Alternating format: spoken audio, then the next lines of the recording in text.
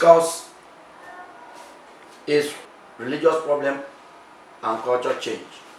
And the course, of course, we discuss man and the religious atmosphere and cultural forces that are surrounding him.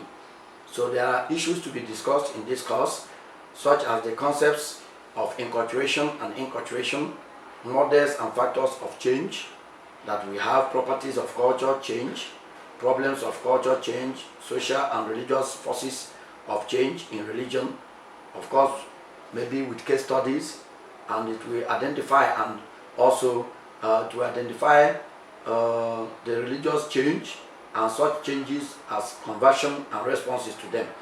There will be reactions to religious change also, that we examine how human reactions to change comes, revivalism and the management of religious and cultural changes, globalization and cultural change. They are all involved in the treatment of this course.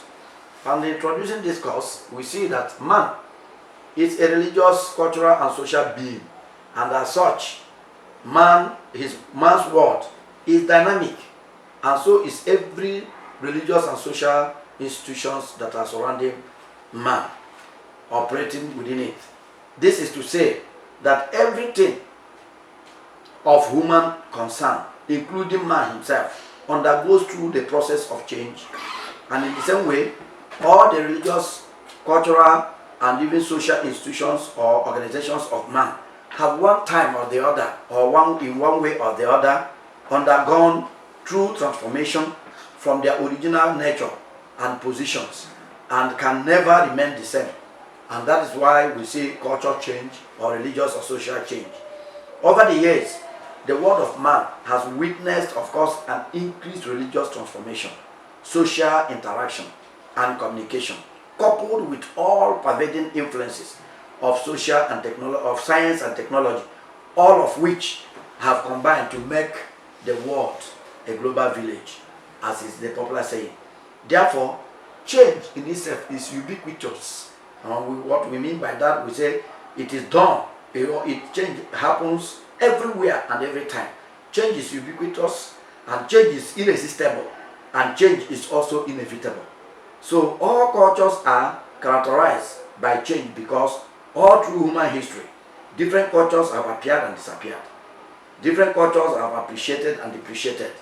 There have always been drifts in people's behavioral attitudes and, of course, perceptions of social and natural phenomenon that are the natural and social phenomenon that are around man.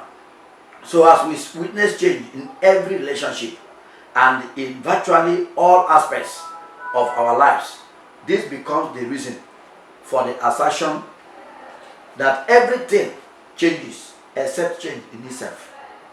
And that's a popular dictum.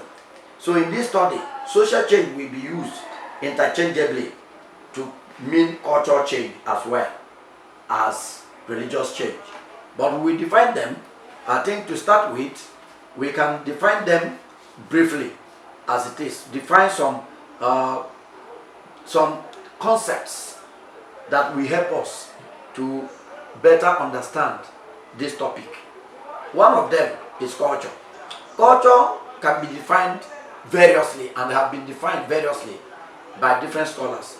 But here we take that of Edward B. Taylor, who defines culture as that complex whole which includes knowledge, belief, act, law, morals, custom, and every other capabilities and habits acquired by man as a member of the society. And that can be the best definition of culture. Or culture can also be defined, of course, is defined by Anderson to be in terms of material and non-material cultures. We have material and non-material cultures. Material cultures, household wares, equipment, sports, cooking utensils, and other things. Non-material cultures, we see knowledge that we acquire. We acquire knowledge. Academic knowledge is a culture. That's why we are in the universities. That's why we are studying. We are acquiring culture, and that culture now is academic culture. And even Western culture can be acquired, but some of them are classified into material and immaterial cultures. And we see also that culture has some characteristics. The characteristics of the culture generally. We have some characteristics such as culture is a set of shared ideas. Culture does not remain only in one place. It's shared ideas, and culture can be transmitted, can be shared with others. Culture is learned. We learn culture. And even though we may not learn culture only in the four walls of the school or the university or academics, culture can be learned. Culture is learned. People learn their culture. People learn even other cultures. Culture is symbolic. It's a symbol. Culture is integrated with one another. Culture is continuous and comprehensive. You know, you continue with culture, and it's something that you can comprehend. And finally on that, culture is dynamic. And it's the dynamism of culture that makes it to change. It changes with time. And that is why you see modern cultures are passing through the processes of modernization. Modernity that has engulfed the whole world. And no culture remains permanent as it is, as long as people who live and practice the culture are there. And also in religion is not an easy concept to define, because it is a vague concept which is subject to varied and various definitions. According to personal, though, because why it is difficult to define culture, why it is varied, in concept, is because it's defined according to personal, theological, intellectual, and professional perspective. Everybody wants to define culture or defines religion. Sorry, everybody defines religion or wants to define religion according to the person's perspective. If you're a pastor, your definition of religion will be different from the definition of religion by a lawyer or by an engineer or by other professions. So because everybody has to define religion according to his or her own perspective, and that is why we say that religion is a vague concept, to be defined, and it's not easily defined. In history also, scholars have tried giving varied definitions. Prof. Gathered about 48 definitions of religion and added 2 of his own, making it 50, and yet did not come up with satisfactory definition of religion. But in some other books, the references that you have, you will see religion here and there. So religion results from man's spontaneous, and spontaneous reaction to his immediate awareness of a living power, holy order, and of course the infinite. This is the definition that an African, Bolaji Idowu, used in defining religion. And also, while we have defined religion, we also see, like culture, we have properties of religion or characteristics of religion. Every religion, for instance, has a system of belief which explains the world and the place of human being in the world. In every religion has a system of belief. The thing that makes them, even in African traditional religion, in Western religion, in Christianity, in Islam. So every religion has a system of belief. Secondly, in every religion there is a community which shares the common belief and ideas, and as well try to put them into practice. In every religion, any religion that is not practiced is not a religion. It's not a real religion. We use religion to practice our daily lives and our activities. Thirdly, every religion has a central myth which expresses the beliefs of the group for continuous regeneration. Every religion has myth. There are myths in every religion, even Christianity, in Islam, Hinduism, and other things. Some of the myths, some of the stories that may be considered fictitious, you cannot explain. But these are the stories that make the religion, gives it the embodiment that it has. In African traditional religion, it has it. And that's why people have totems in African traditional religion, and the stories that are told, stories of the river, of the this, of the that. In Christianity, Christianity is surrounded as a religion with myth. The virgin birth is a myth.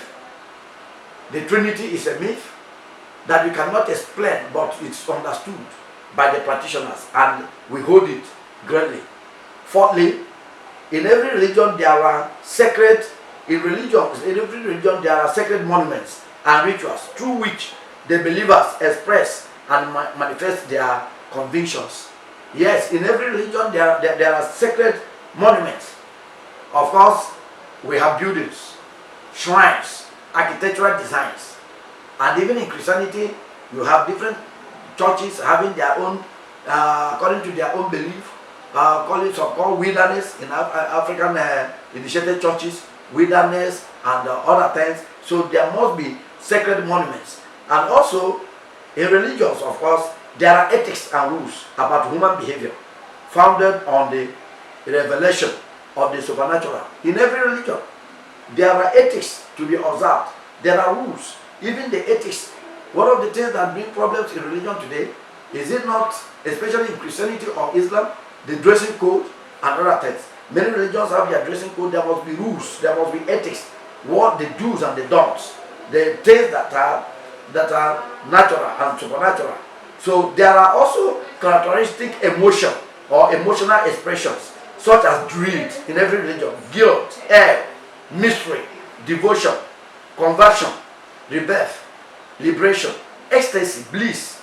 All those are emotions, spiritual emotions that surround, that characterizes the experiences. Sometimes, even the Asian religions, you see people have their different postures they stay when they as a way of meditation. And in Christianity too, there are some kinds of maybe people speaking in tongues, being in a aesthetic mood.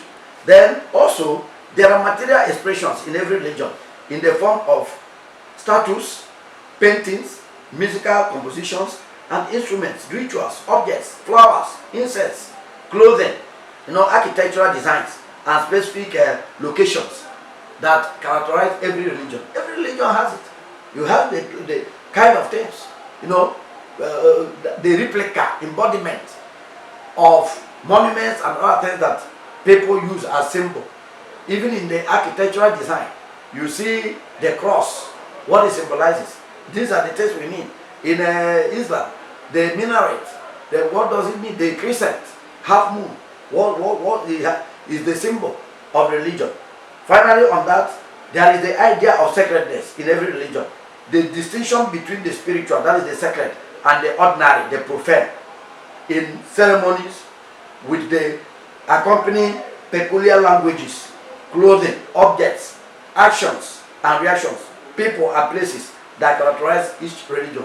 And that's why in Christianity, and of course in Islam, you see when you are getting to the mosque or going to some churches, people put their shoes as a sign of sacredness.